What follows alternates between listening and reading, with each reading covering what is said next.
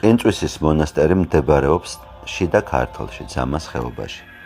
ვახუშტი ბაგრატიონის მიხედვით მე-18 საუკუნეში სოფლის სახელი ყოფილა ყინცვისი, ხოლო მელქისედეკ კათალიკოსის 1020 წლის სიგელში მას ყინცვისად მოიხსენიებენ. მონასტერი დაარსებულია მე-12-13 საუკუნეების მიჯნაზე სამეფო კარის ბრძანებით. მთავარ ნაგებობას წარმოადგენს მთლიანად აგურით ნაგები წმინდა ნიკოლოზის სახელობის ჯვარ-გუმბათოვანი ტაძარი. ეკლესიის მოხატულობა შესრულებულია მე-13 საუკუნის დასაწყისში თამარ მეფის პირველი ვაზირის, ანტონ გლონისთავისის დაკვეთით. ზესაკურთხევლის კონქში ღვთისმშობლის მონუმენტური ფრესკაა მჯდომარე ოდიგიტრიას სახით. ოდიგიტრია ბერძნული სიტყვაა და მეგზურს, გზის მაჩვენებელს ნიშნავს.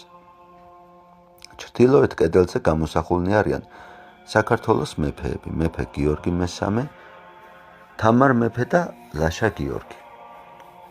ავღანეთიდან ჩამოქონდათ იმ დროისათვის ძვირფასი ქვა ლაზურიტი, ფქვავდნენ და მისი საშუალებით იღებდნენ ამ ლაჟვარდოვან ფერს, რომლითაც შესრულებულია ტაძრის მხატვრობა.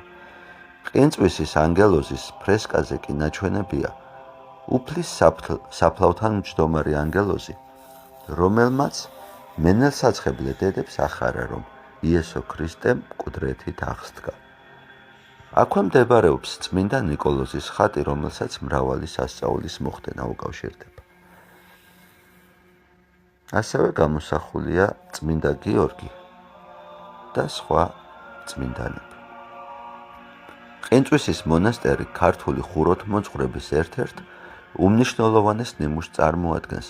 დახვეწილობითა და მაღალმხატვრული ღირებულებით გამორჩეულია ყინწვისის მხატვრობა, რომელსაც უდიდესი მნიშვნელობა აქვს ქართული და ზოგადად შუა საუკუნეების მონუმენტური მხატვრობის განვითარების ისტორიისათვის.